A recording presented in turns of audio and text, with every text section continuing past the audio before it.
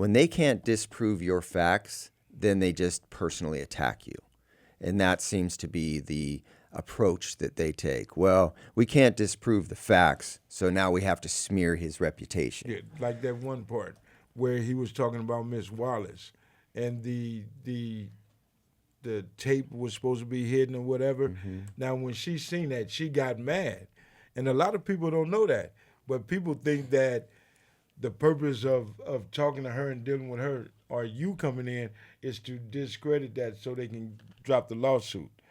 And once the lawsuit was dropped, now here come all the shenanigans again. But when she didn't know that about the hidden tape, explain that how that went last night. Yeah, so during the trial, there was a allegation that the LAPD was suppressing some evidence. Which trial can you tell? After Biggie was killed and the book Labyrinth was published, based on the information in the book, it compelled an attorney to contact Mrs. Wallace and say, look, if these claims are true, then the LAPD is culpable in the murder of your son. We ought to sue them. That led to a lawsuit in 2002, roughly. And so that lawsuit, as it began to go through the motions of court, got to a point where their attorneys argued that we were suppressing evidence. So they came to the police department on the judge's orders, and they found some material that was in the desk of the investigator that was assigned to the case at the time, a guy named Stephen Katz. And they found a tape from a jailhouse informant named Kenneth Boagny. So they made this big deal about it. Look, man, here's proof. They're suppressing evidence. Look, this detective interviewed a guy, and this guy says that Rafael Perez was involved in this murder. And you're familiar with Rafael Perez, the Rampart scandal guy. And so that went, to court, and the judge was like, hell yeah, this is clearly inappropriate suppression of evidence. So she issued a sanction against the city for like $1 million and declared a mistrial. Well, shortly thereafter, the attorneys for the city came in and said, well, hold a minute. Here's the evidence that this stuff had been turned over. We weren't hiding anything. And all of this material was readily available. It was distributed through different channels in the LAPD. And the judge then said, well, she realized that she'd been played. And but the damage was done. The mistrial was declared. And now it was a matter of putting everything back in motion. So that's what took place. But to my point, like last night, you've got him saying, well, this really rare ammo out there that Biggie was killed with. It's never been seen before. It's so unique, which is all bullshit. There was stores all over the South County that had that ammunition available to anybody that walked in and wanted to buy it. And then I pulled out the document showing that, look, just within a few months of Biggie's murder, that ammunition was showing up on other crime scenes. So really, how rare is that? It's not. Well, they was making it seem like that ammo was only used that one time, and they haven't seen it in California. It ain't been used. That was their claim, that it's never been used in the history of the United States in any type of crime. Now, was the gun that was used to kill Pac ever recovered? Because on that A&E documentary, the one Who Killed Tupac, hosted by Benjamin Crump, the civil rights attorney, they claim to have found the gun in the backyard of a Southside Compton Crips house. Yeah, so it was never conclusively proven to be the gun. There was good reason to believe it could have been because there was issues with Corey Edwards. He was the individual who was out in Las Vegas with the rest of the Southside Crips when Pac was shot.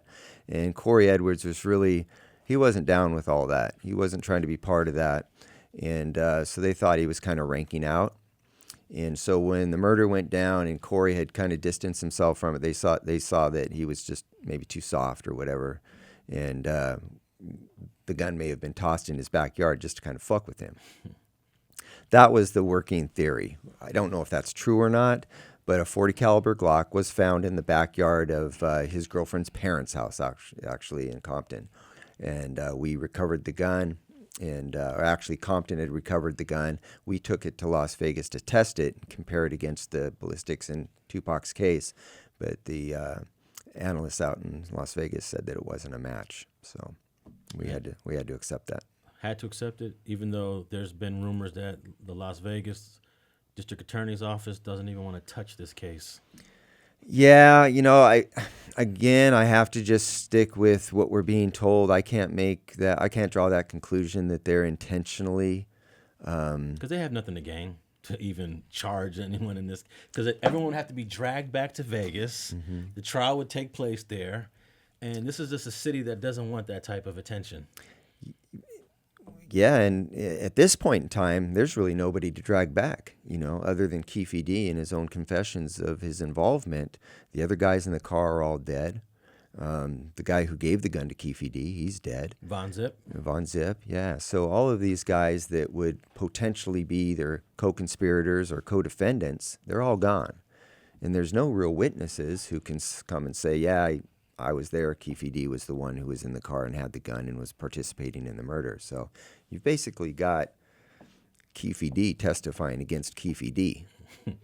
Hard case to take to court. Did you ever find the car, the white Cadillac? I believe it was a rental car. Did you ever track it down through VIN number or anything to see if there's any forensics on that car? No, unfortunately, I think that's an area that maybe the ball got dropped on Las Vegas's part. By the time we came onto the scene, we're 10 years after the fact. So to go back and try to get records on a rental car from 10 years, those don't exist. They're purged out of the system.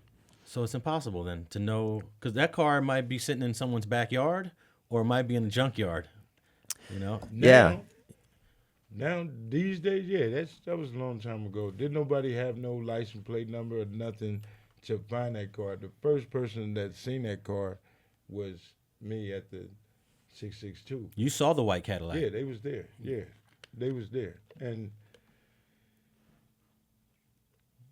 being chased and all of that, and wasn't nobody thinking about getting no license plate number. But since it was a rental car, it seemed to be a car that would be easily tracked. But who name? But you got to know who name it is. That's pretty much hard though, Alex. There was some information that probably could have been followed up on better. It was that the driver of that car, a guy named Terrence Brown, they called him Bubble Up. T. Brown, his mom, it was either his mother or his mother-in-law, was the one who actually had rented the car over at the Enterprise at LAX.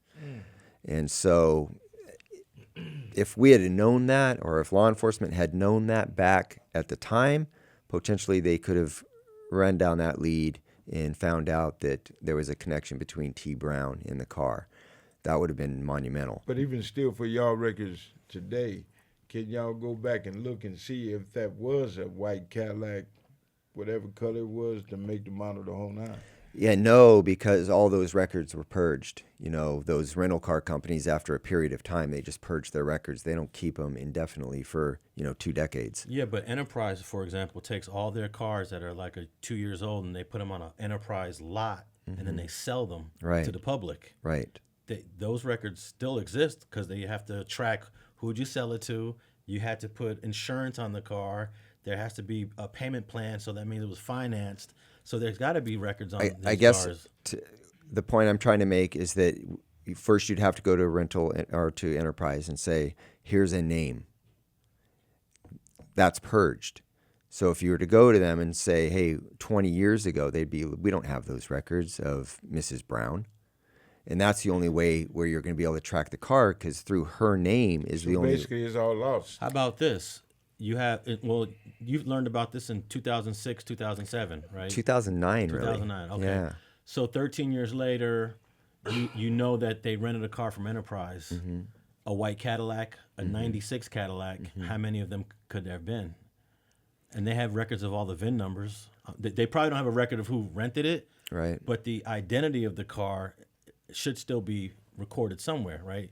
With the VIN number and the license plate. Yeah, theoretically, you're right.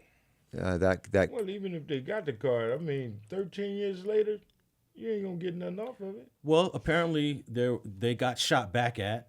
I'm just looking at it as a piece of evidence that was never looked at. That's all I'm saying. Yeah. Okay. So let's say that you were able to do that from a practical standpoint. Let's say you identified the car and it still exists and you could go recover it. That connects you to Terrence Brown, right? Who's dead. Connects you to Keefe D by way of, his own confession of saying he's in that car. So what does that actually do as far as a potential prosecution? What's the value of that knowledge or that evidence today? It's too late. Yeah. Well, in 2006, what year did Terrence Brown get killed? He died in, it was just a few years ago, really. Yeah, he was still alive. He was still when alive. Your task force started. That's correct. Yes, that's correct. And I'll just concede to the fact that that effort wasn't made. Okay. Gangster Chronicles, we gon' tell you how it goes. If I lie, my nose will grow like Pinocchio. We gon' tell you the truth and nothing but the truth.